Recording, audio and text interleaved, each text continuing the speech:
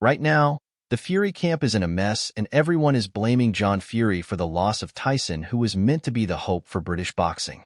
It was supposed to be a game plan where Tyson Fury will impose himself on Alexander Usyk and bring the fight to him. It was going well from round 2 to 6 until John Fury decided his mouth was going to be louder than Sugar Hill. The initial plan was to bring in the Kronk style to wear down Alexander Usyk, which Tyson was doing well, but just one Usyk moment caused John Fury to start overriding Sugar Hill. Sugar Hill wanted no show nor any form of display, but because Big John Fury wanted Tyson to win his style, he urged him to display skills, whereas Sugar Hill wanted only war. Well, you should watch this video till the end as I spill some inner happenings currently going on in Tyson Fury camp. And you want to know what's shocking? Tyson may sack Sugar Hill ahead of the rematch. Stay till the end of this video, please. Tyson, don't be afraid. I will not leave you alone tomorrow. To the body as well, Usyk. 5 minutes later. Freeman, stop it! Whoa! Fury! He's down! The corner knockdown! Remember when I reported Tyson sacking Sugar Hill Stewart, but everything settled before his mini press conference? Well, those who doubted it can now get clarity. Why would John Fury be trying to overshadow Sugar Hill? He made series of complaints upon complaints. If there was anyone that needed to be in Tyson's corner against Usyk, it was Ben Davison. He said it before the fight. Whoever makes the most adjustment will win, and Usyk made the most adjustment. Tyson Fury, the Gypsy King, was deep in preparation for one of the most significant bouts of his career. A highly anticipated undisputed heavyweight clash against Alexander Usyk. With his renowned trainer, Sugar Hill Stewart, Tyson was set to follow a meticulously planned training regimen designed to counter Usyk's formidable skill set. However, what should have been a focused and disciplined camp was soon overshadowed by an unexpected disruption: the presence of Tyson's father, John Fury. John Fury, known for his larger-than-life personality and intense passion for his son's career, joined the training camp with the intention of providing support and motivation. However, his presence quickly became more of a distraction than an asset. John's booming voice often interrupted the flow of the training sessions, his opinions and advice cutting through the air even when Sugar Hill was speaking. This led to a chaotic environment where clear instructions were frequently lost in the noise. As training progressed, the situation deteriorated. John's interjections grew more frequent and assertive, often clashing with the strategic advice Sugar Hill was trying to impart. During critical moments in training, when Sugar Hill needed Tyson's full attention to fine-tune techniques and strategies, John's voice would dominate, drowning out the detailed guidance. This created confusion and frustration for Tyson, who found it increasingly difficult to concentrate on the game plan designed by his trusted trainer. Despite Sugar Hill's efforts to maintain order and keep the training sessions on track, John's overpowering presence became a significant hindrance. The camp, which needed to be a sanctuary of focus and discipline, turned into a battleground of competing voices.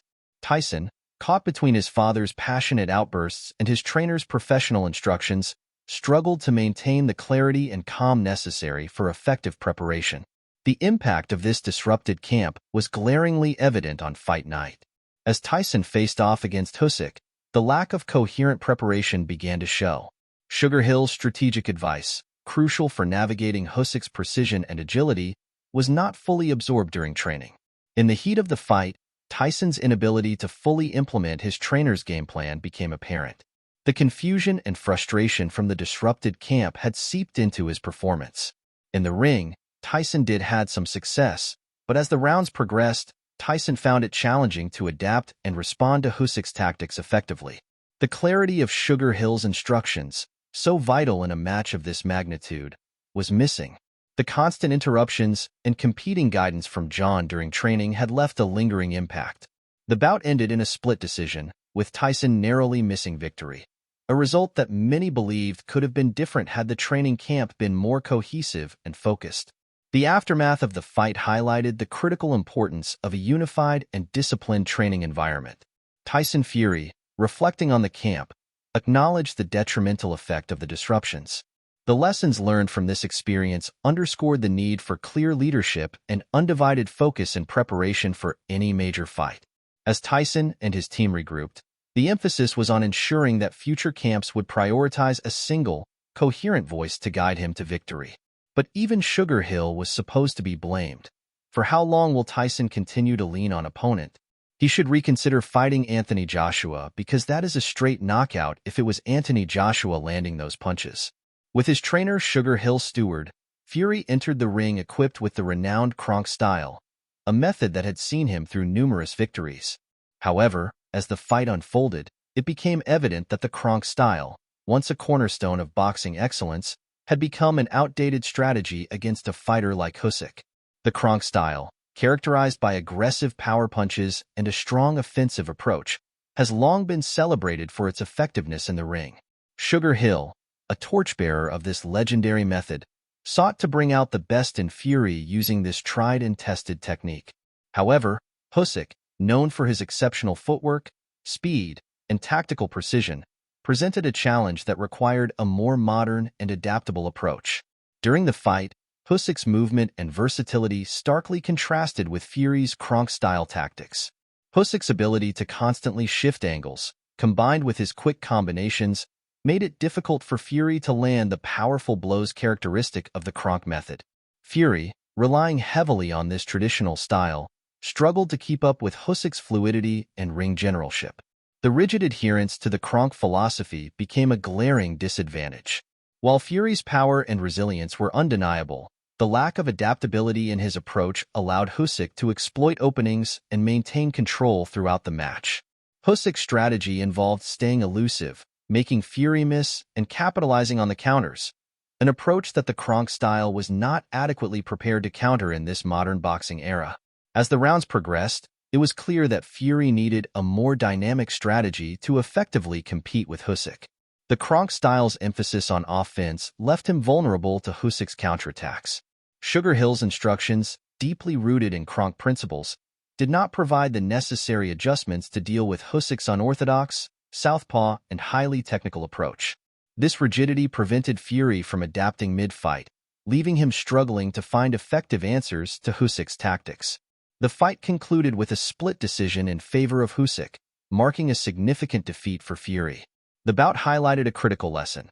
While the Kronk style has its merits and historical significance, the evolving nature of boxing requires trainers and fighters to adapt and innovate. The inability to break away from the traditional Kronk methods and incorporate more flexible strategies ultimately cost Fury the victory. Tyson should probably thank the referee because it was glaring Alexander Usyk was denied of a knockout victory. But one thing was evident: John Fury needs to stay away and let Sugar Hill do his job. Tyson had no reason to fire Ben. Maybe it did work out against Wilder, who lacked footwork and ring movement. In the aftermath, the need for a reassessment of training methods became apparent. For future bouts, especially against opponents with Usyk's caliber and style, the incorporation of more versatile and contemporary techniques would be crucial. Tyson Fury, alongside Sugar Hill, would need to evolve beyond the classic Kronk approach, blending it with modern boxing strategies to ensure competitiveness at the highest levels of the sport. Reflecting on the fight, it was clear that the outdated Kronk style, while legendary, needed to be modernized to meet the demands of today's diverse and highly skilled boxing landscape. Fury's defeat served as a pivotal moment, emphasizing the importance of adaptability and innovation in achieving continued success in the ring. Perhaps they have a hope in rematch if John Fury is evicted from camp and Sugar Hill add more mixture. But I am interested in one thing. Will the British media harshly criticize Tyson Fury like they have done to Anthony Joshua over the years? October is almost here for the rematch, and oh, that wasn't an inhaler, it was Usyk crucifix. Do you see Tyson Fury beating Alexander Usyk in rematch? Let me know in the comments section. Like, share, and subscribe. Till then guys, stay punching,